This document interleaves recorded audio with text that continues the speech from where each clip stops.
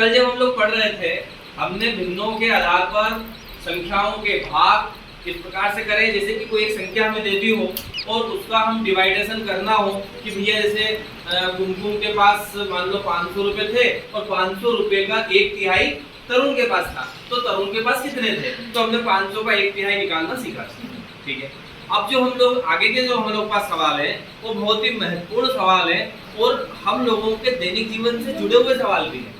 इस प्रकार के सवाल हैं जिसमें हम लोग कई बार जब क्यारियां बनाते हैं या कोई सी आकृतियां बनाते हैं तो उन आकृतियों के क्षेत्रफल याद करने होते हैं हम लोगों को, है ना, कि कितना क्षेत्रफल है। जैसे हम लोग देखते हैं कि हमारा खेत है, खेत का कितना क्षेत्रफल है, हमारे पास कोई प्लाट है, उस प्लाट का कितना क्षेत्रफल है, ये सब हम लोग देखते हैं। तो आप लोग सब आयत क्या होते हैं समझते हैं? क्या होता है? कि सम्मुख भुजाएं बराबर हो और कोण 90 डिग्री का होना चाहिए। अच्छा, आपको यहाँ पर कोई सी आकृति दिख रही है क्या आयत की जैसी? बोर्ड है, देखो आप, ये बॉडी अपना आयत क्या आकार का है, इसकी ये दोनों भुजा, ये वाली भुजा और ये वाली भुजा और इधर की और इसका प्रत्येक कोण, ये वाला जो कोण बनता है ये सब वर्ग की भुजा आमने सामने की, सब वर्ग की भुजा बराबर होती है और आयत की भुजाएं सम्मुख भुजाएं बराबर होती है, लेकिन कि वर्ग आयत नहीं होता। वर्ग आयत भी होता है लेकिन आयत सभी आयत नहीं, लेकिन सभी वर्ग आयत होते हैं। अच्छा, वर्ग में और आयत में एक समानता 90 डिग्री आप देखते हैं तो देखिए ये जो निशान लगे हुए इसको हम मानेंगे छायांकित और ये जो आकृति है इसको हम मानेंगे अछायांकित। तो इनमें दोनों में वो दिखाता है। तो सबसे पहले आप लोग देखिए जो अछायांकित भाग है ये दो भाग है, एक तो ये वाला भाग है और एक ये वाला। दो भाग है हमारे पास, ये जो भाग है 1 2 3 4, इन 4 हिस्सों में छायांकन हो रहा है, यानी कि ये छायांकित भाग है। क्लियर हुआ? अब देखिए यहाँ पर अगर हम पहले वाले भाग की बात करें तो इस पहले वाले भाग में लंबाई कितनी है? 7 सेंटीमीटर। चौड़ाई कितनी है? 5 सेंटीमीटर। ठीक है, अब इस वाले भाग को देखो, इस वाले भाग को यदि हम देखते हैं ये भी अछायांकित भाग है, तो इस वाले भाग में लंबाई कितनी है? 7 सेंटीमीटर। मतलब जितनी इसकी लंबाई थी ठीक उतनी इसकी लंबाई है। क्लियर हुआ ना? दूसरी बात, चौड़ाई देखते हैं, ये चौड़ाई यहाँ से यहाँ तक की दूरी है 5 सेंटीमीटर। छायांकित भाग का क्षेत्रफल कितना होगा बेटा? 2 इंटू आयत का क्षेत्रफल, क्योंकि एक किस आकार के हैं? आयत, और आयत कैसे दोनों चौड़ा। क्लियर हुआ ना? ठीक है, अब इसके बाद देखिए बराबर 2 इंटू लंबाई चौड़ाई, ये 5 सेंटीमीटर लिख दिया, तो बराबर 2 इंटू 7 5 जा 35 2 जा निकाला 70 वर्ग सेंटीमीटर। ठीक है ना? कठिन है क्या निकालना? नहीं सर, केवल हमें एक एक हिस्सों का काम करते चलना है। अब देखिए अगला हम देखते हैं छायांकित भाग। अब छायांकित भाग में देखते हैं तो छायांकित भाग किस आकार के हैं बेटा? छायांकित भाग का बराबर, तो छायांकित भाग भी किस आकार के हैं? आयत। आयत के आकार के हैं। अब आयत में लंबाई और चौड़ाई होती है ना, तो हम लोग देखते हैं इसमें लंबाई और चौड़ाई कितनी है। तो हम लोग पहले इस हिस्से की बात कर ले, तो इसकी लंबाई कितनी? 7 सेंटीमीटर। चौड़ाई कितनी? 3 सेंटीमीटर। इसकी लंबाई कितनी? 7 सेंटीमीटर। चौड़ाई कितनी? 3 सेंटीमीटर। मतलब जितनी लंबाई चौड़ाई इसकी है ठीक उतनी ही लंबाई चौड़ाई इसकी है। क्लियर है ना? तो हम लोग इसमें भी क्या लिखेंगे? 2 इंटू, इन दोनों की बात कर रहे हैं हम लोग, तो इन दोनों में क्या हो जाएगा? 7 इंटू 3। अब अगर हम देखें तो यहाँ पर देखिए आप लोग ये दोनों हो गए ना। अब छायांकित भाग और कौन से? ये दोनों भी छायांकित भाग हैं। इनकी लंबाई चौड़ाई कितनी है? तो इसकी लंबाई 7 सेंटीमीटर, चौड़ाई 3 सेंटीमीटर, इसकी लंबाई 5 सेंटीमीटर, चौड़ाई 3 सेंटीमीटर। ये होगी ना? तो दोनों में ही सेम सेम है, तो यहाँ भी क्या हो जाएगा? इसमें प्लस करो। इन दोनों को तो कर ही दिया अपन ने, देखो 2। अब इन दोनों को भी करना है तो ये 2, और लंबाई कितनी है इसकी भी? 5 सेंटीमीटर। चौड़ाई कितनी? 3 सेंटीमीटर। 3 सेंटीमीटर। क्लियर हुआ ना? अब देखो 7 3 जा 21 और ये तो यहाँ लिख दिया मैंने, और ये 20 प्लस ये 2 वैसा का वैसे सेम, और 5 3 जा 15। अब इनका भी कर दे, तो 21 2 जा कितना हो जाएंगे? गुड। और 15 2 जा गुड। अब इनका दोनों का जोड़ अगर हम लोग करें तो कितना हो जाएगा? 0 और 2 2, और 4 और 3 कितने हो गए बेटा? 70 सेंटीमीटर स्क्वायर। अब देखिए हम लोगों ने दोनों भाग निकाल लिए हैं। आज छायांकित भाग का क्षेत्रफल हमारे पास आ गया, छायांकित भाग का क्षेत्रफल हमारे पास आ गया। क्लियर हुआ ना? अब बचा क्या? अंतर। तो अब लिखेंगे दोनों का छायांकित कितना है? 72 माइनस आज छायांकित कितना है? 72 72 माइनस 70 इक्वल टू 2। अब आप लोग बताइए, इसमें कुछ पूछना है? नहीं पूछना? समझ में आया? ऐसे ही और सवाल भी हमारे पास आ जाएंगे। 5 सेंटीमीटर इसकी लंबाई चौड़ाई, और इसकी लंबाई चौड़ाई 5 सेंटीमीटर और 3 सेंटीमीटर होती, तो क्या हम लोग ऐसा करते? फिर क्या करते? अलग अलग है ना। और इस स्कूल भवन में हम लोगों को टाइल्स लगवाने, ठीक है। अब टाइल्स लगवाने हैं तो उस टाइल्स लगवाने का कितना खर्च आएगा वो हम लोग आसानी से सीख सके। अपने घर के हॉल में, घर के रूम में हमें टाइल्स लगवाना है, और यदि हमें पता हो कि 1 वर्ग मीटर में इतने रुपए का खर्चा आता है तो हम पूरे का पूरे निकाल सके। इस प्रकार के सवाल। स्कूल के हॉल की लंबाई कितनी है बेटा? 45 मीटर तथा चौड़ाई 30 है ना।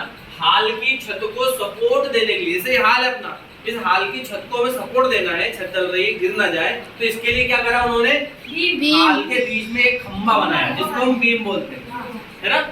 और उसके आधार का क्षेत्रफल कितना है? 1 इसके आधार का क्षेत्रफल खंभे का, है ना।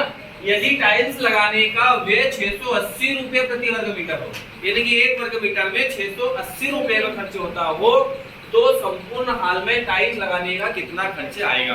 अब मान लो उदाहरण के लिए ये आपका स्कूल के हॉल का एक नक्शा है ना। ये हॉल है, इसकी चौड़ाई कितनी है? 30 मीटर है। अब इसमें पूरे में हम लोगों को टाइल्स लगाने हैं, तो हम लोग पहले क्या निकाल लेंगे? इसका क्षेत्रफल निकाल लेंगे। और क्षेत्रफल किस में आएगा? वर्ग मीटर में। तो 1 वर्ग मीटर का खर्चा कितना है बेटा? 680 रुपए। तो जितना इसका वर्ग मीटर आएगा उसमें हम किसका गुना करेंगे? 680 का। तो क्या आ जाएगा? पूरा खर्चा जाएगा। लेकिन एक बात जो हम लोगों को ध्यान रखना है कि बीच में क्या खड़ा है? खंबा। दिख गया? क्या इस खंबे, जहाँ पर खंबा खड़ा है उस जगह पर टाइल्स लगेगा क्या? नहीं। तो उस पर जो टाइल्स नहीं लगेगा वहाँ का खर्चा लगेगा क्या? इसमें टाइल्स नहीं लगेगा, तो जहाँ टाइल्स नहीं लगा उसका खर्चा नहीं लगेगा। तो इसका क्षेत्रफल कितना है? 1 वर्ग मीटर, यानी कि 1 वर्ग मीटर का जो खर्चा है वो वहाँ से आया। समझ में नहीं आया? जैसे ये लगा दिया हमने खंबा, अब इसके ऊपर मान लो छत डल भी गई, जैसे उदाहरण के लिए हम लोग देखें, ये छत डल गई है ना। अब ये छत डल गई, इसको सपोर्ट मिल गया, तो क्या यहाँ पर जहाँ खंबा खड़ा हुआ है वहाँ पर टाइल्स लगेगा? नहीं। तो वहाँ का खर्चा जुड़ेगा क्या? नहीं। जब इस सवाल को हल करते हैं तो हमारे सामने हॉल की लंबाई क्या है, तो हम लोग लिख लेंगे हॉल की लंबाई कितनी है बेटा? 45। Very good. अच्छा चौड़ाई 30 मीटर। हॉल का क्षेत्रफल कितना होगा? 45 हॉल का क्षेत्रफल बराबर लंबाई गुणित चौड़ाई। ठीक है ना। अब लंबाई कितनी? 45 मीटर। चौड़ाई कितनी? 30 मीटर। क्लियर हो गया ना। गुना करें, देखो मीटर का मीटर में गुना होगा तो मीटर स्क्वायर, है ना। अब देखो ये 0 का गुना करेंगे तो 3 का 5 पे करेंगे, हासिल कितना आएगा? 1 हो जाएगा। 3 चुको 12 और 1 हासिल कितना हुआ? 1350 वर्ग मीटर हुआ। अब क्या 1350 वर्ग मीटर पर ही टाइल्स लगेंगे? नहीं। फिर जो खंबे का क्षेत्रफल है ना, खंबे के आधार का क्षेत्रफल, वो उसमें से माइनस हो जाएगा क्योंकि वहां पर टाइल्स नहीं लगेगा, है ना। तो हम लिख देंगे कितना हो जाएगा? 1350 टोटल था, उसमें से हम एक पर नहीं लगा सकते, एक पे नहीं लगेगा, तो टोटल कितना हो जाएगा बेटा? 1349 वेरी गुड, बराबर 1349 वर्ग मीटर। इतने क्षेत्रफल पर हम टाइल्स लगा सकते हैं। इसमें कुछ पूछना है आपको? क्लियर हुआ? अब हम लोगों को ये पता है कि 1 वर्ग मीटर पर, लिखा ना, प्रति वर्ग मीटर मतलब 1 वर्ग मीटर पर खर्च कितना? 680 रुपए। तो हम लिखेंगे 1 वर्ग मीटर क्षेत्रफल पर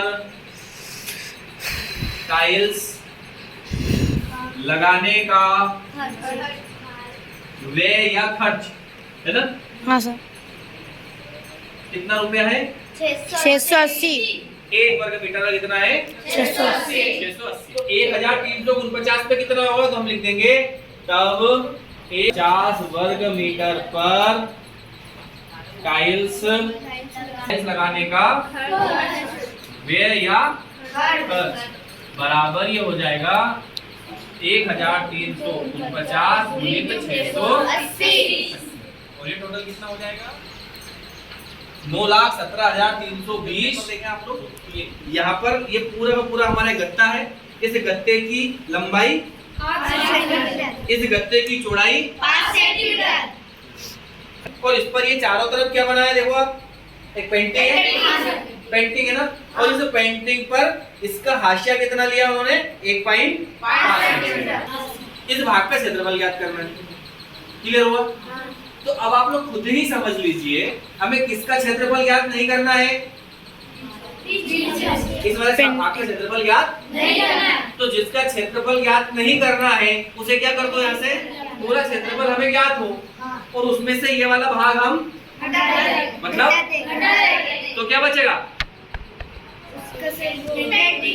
पेंटिंग का क्षेत्रफल। देखो अब हम लोग इसको करते हैं। अच्छा, इस पूरे का पूरा क्षेत्रफल को ज्ञात करें तो आप लोग ये बता दो इसका आकार कैसा?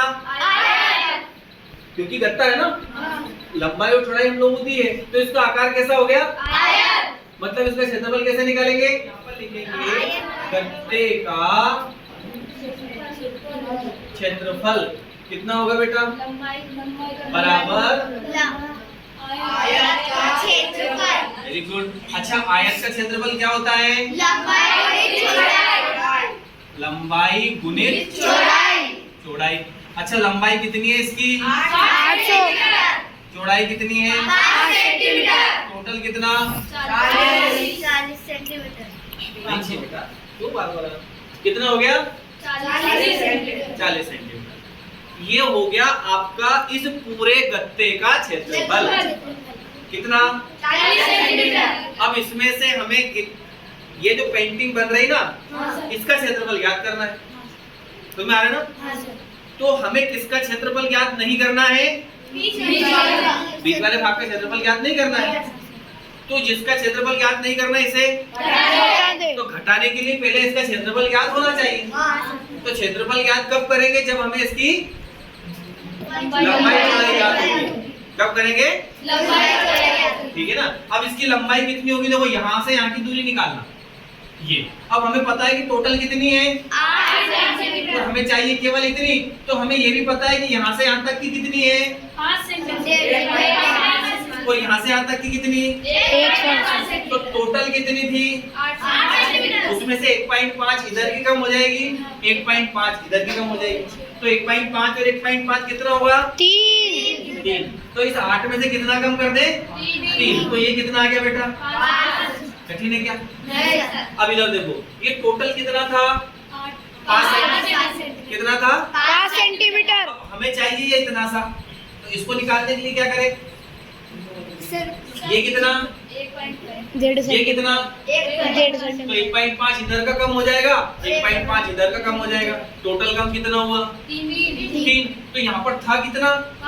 5 में से कितना कम हो गया? कितना बचा? 2। तो अब हम लिख देंगे